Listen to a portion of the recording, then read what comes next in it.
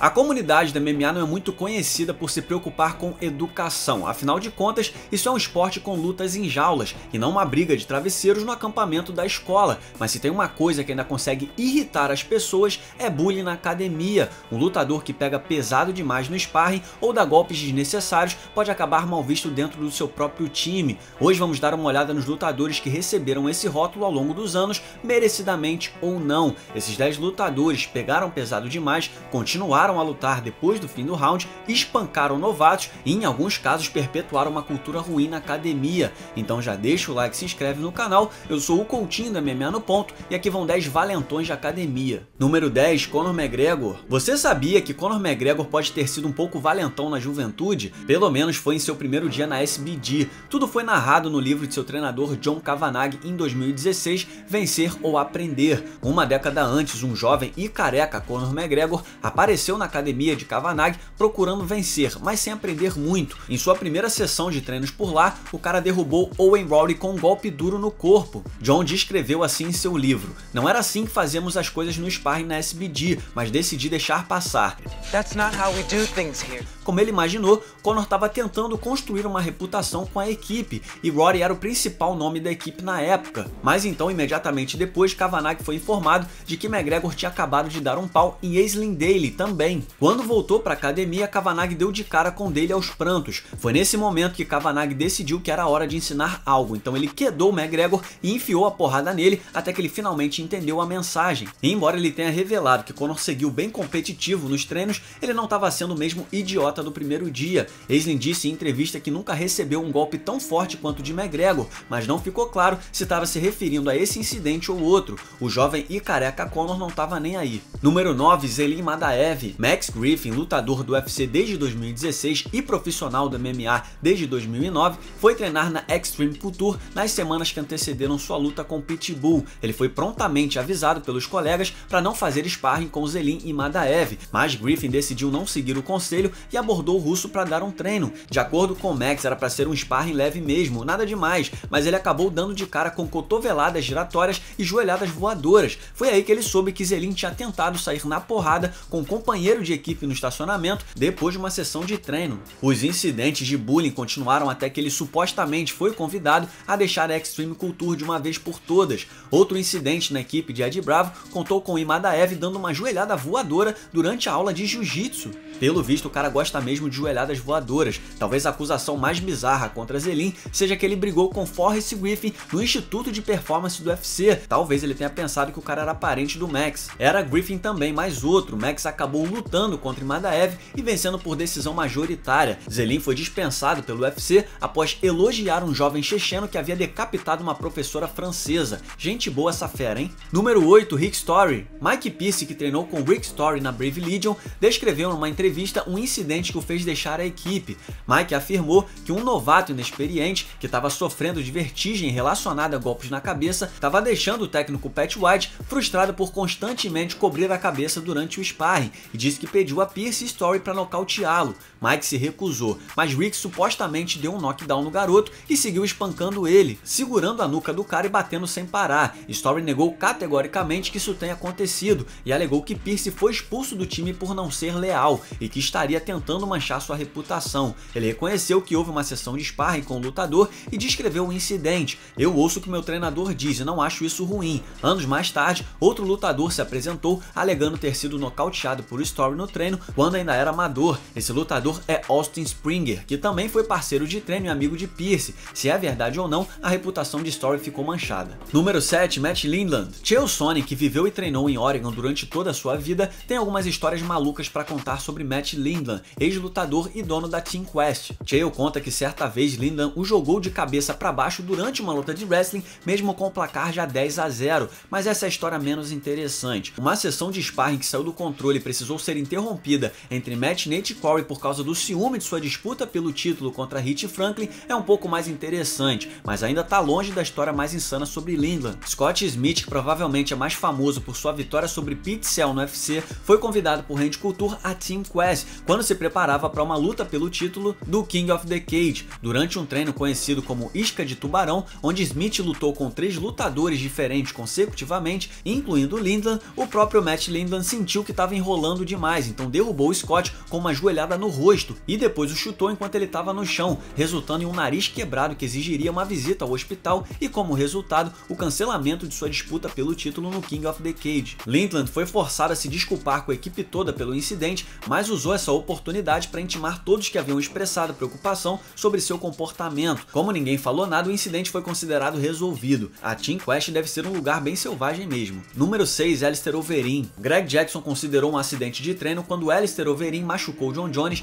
antes de sua primeira luta contra Daniel Cormier, mas vários lutadores na academia Black Zillions não tinham tanta certeza assim, porque, segundo eles, Overeem era um terror. De acordo com nomes como Anthony Johnson e Gilbert Durinho, Overeem passava dos limites nos treinos, intimando e menosprezando seus parceiros de treino e muitas vezes machucando os caras. Ele supostamente acertou o técnico Henry Ruff na crocodilagem e até derrubou um lutador durante o treino de trocação, causando uma lesão que precisou de cirurgia. A lesão de Jones não ajudou em nada a sua reputação, tampouco seu colega de equipe Andrei Arlovski, que contou à imprensa que o cara machucava todos com quem treinava, incluindo ele, citando uma joelhada dura que teria causado uma lesão na costela durante o sparring poucos dias antes de Jones se machucar. Numa entrevista de 2014, antes de sua luta contra Stefan Struve, Overeem aparece falando que estava machucando seus parceiros de treino no camp, mas não deu muito contexto. Alguns vieram em defesa de Overeem, como Donald Cerrone, dizendo que ele é um grande companheiro de equipe. Talvez todos esses incidentes tenham sido apenas acidentes, mas ainda assim são incidentes demais, né? Número 5, Rosimar Toquinho. Parece que o lutador, considerado por muitos como o cara mais sujo da história do MMA, aparentemente também era mal na academia. Chocante, né? Ao não ser expulso do UFC, do WSOF ou de uma série de torneios de grappling por segurar as finalizações por tempo demais,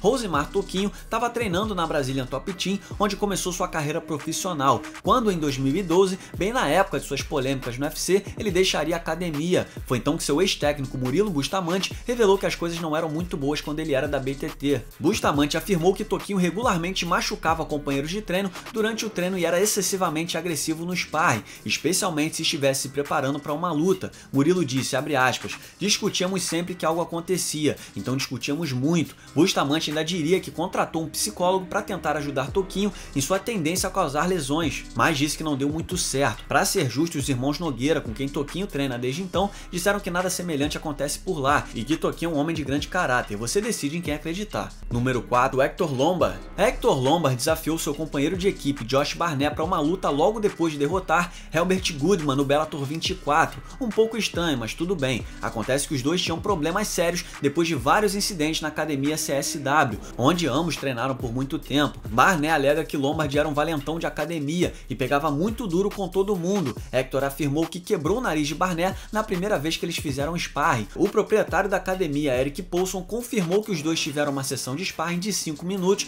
que acabou durando mais de 30. Ele seguiu os dois ao redor do tatame com um esfregão para enxugar todo o sangue. Outra história infame dá conta de que Barnett teria espancado Lombard por conta de sua intimação, um caso que Hector afirma ter sido por invenção de Josh. Mas não foi só ele que disse isso. Dan Henderson afirmou que, durante seu breve tempo juntos na Team Quest, Lombard bateu em lutadores menores para aumentar seu ego. Jake Shields também disse que Hector tem a reputação de tentar machucar ou nocautear caras mais novos na academia. Lombard recebeu essas acusações várias vezes e sempre devolveu as acusações, como no caso de Barnett, ou argumentou que ele só treina com lutadores maiores do que ele, então não pode ser considerado um valentão. Uma coisa é certa, parece que Hector pega muito duro demais na academia, e é como diz o ditado, onde há fumaça, há fogo. Número 3, TJ Dillashaw. Não é segredo pra ninguém que TJ Dillashaw teve um rompimento nada amigável com a Team Alpha Male, mas se algumas das acusações feitas pela equipe forem verdadeiras, Dillashaw é uma ameaça real para os parceiros de treino. Após a saída dele em 2015,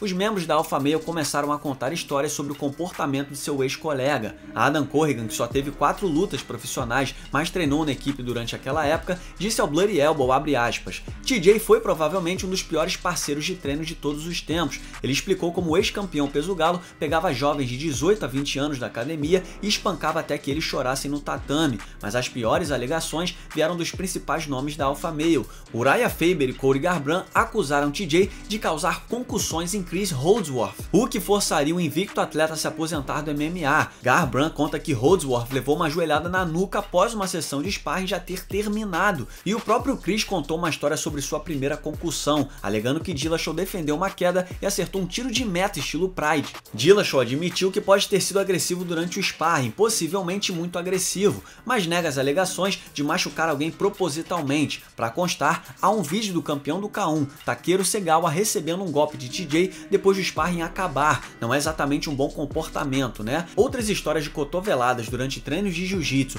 ou joelhadas durante uma sessão de boxe não entram muito em detalhes, mas todas pintam um quadro bastante ruim do cara. Número 2, Matt Hughes. O nome ali era de Matt Hughes, mas o lance aqui é a mentalidade da equipe Military Fighting Systems como um todo durante um camp de Hughes por lá. Na bizarra autobiografia de Matt, ele relata um comportamento horrível do seu passado, de bater em seu pai com seu irmão, de ser valentão na faculdade, de continuar a bater em um oponente só por diversão, em vez de finalizar logo no armlock, e de tratar Tim Sylvia como lixo em seu início na equipe. De acordo com outros, Tim chorava depois de quase todas as sessões de treinos quando começou, e todos, exceto o técnico Pat Millett, queriam que ele fosse embora. Hughes escreveu várias passagens sobre seu desprezo pelos novos talentos na academia. Ele se descreveu como um completo idiota em boa parte do livro, contribuindo para sua reputação de valentão, sem contar, claro, da sua participação no TUF, particularmente na segunda temporada, onde Dana White descreveu a brutalidade dos métodos dele como treinador. Mas não se engane, a mentalidade daquela equipe em relação a estrangeiros era pior ainda. Millett se gabou de que só uns 2 ou 3 de cada 25 que começavam a treinar lá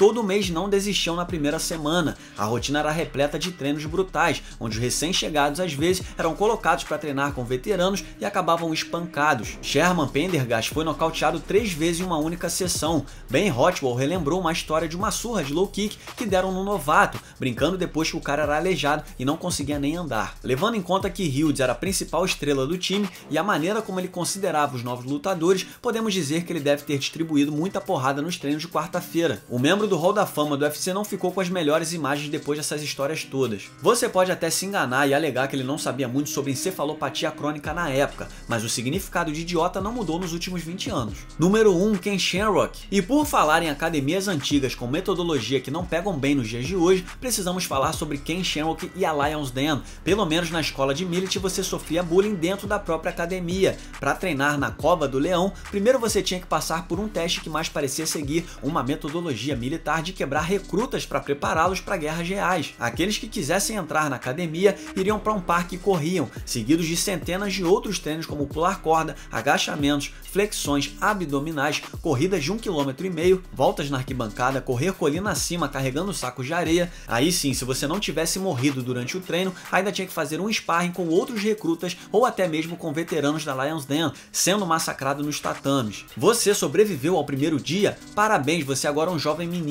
Ah, você pensou que já fazia parte oficialmente da Toca do Leão? Não, agora você é uma vadia do ginásio até provar que é digno de ser um membro do pleno. Toda a limpeza, tudo que precisa ser feito é com você. Tem uma história, a gente não tá brincando aqui, de Young Boys dormindo e Ken sussurrando em seu ouvido: eu vou matar vocês essa noite. Divertido, né? Bem tranquilo. Eles também estariam sujeitos a tentativas aleatórias de mata-leão por membros da Lion's Den, então sempre tinham que ficar de guarda alta. Pelo menos é o que a lenda conta. Lutadores como Jerry Bolander disseram que você realmente precisava experimentar aquilo para entender de verdade. Suponho que sim, porque ouvindo essas histórias parece um absurdo completo mesmo. A academia acabou abandonando essa vibe espartana depois de um tempo, mas a brutalidade original se tornou uma lenda do MMA. E aqui vai um salve para Tommy Tuhold, que escreveu essa lista. Você pode seguir o Tommy no Twitter através do @TommyTuhold. E um salve também para Luke Taylor, que editou esse vídeo. Você pode seguir o Luke no Twitter através do @Cool2Me. Muito obrigado por assistir, não se esqueça de deixar o like e se inscrever no canal. Nós temos sempre vídeos semanais por aqui. Deixe também o seu comentário sobre o vídeo logo abaixo e siga-nos nas redes sociais.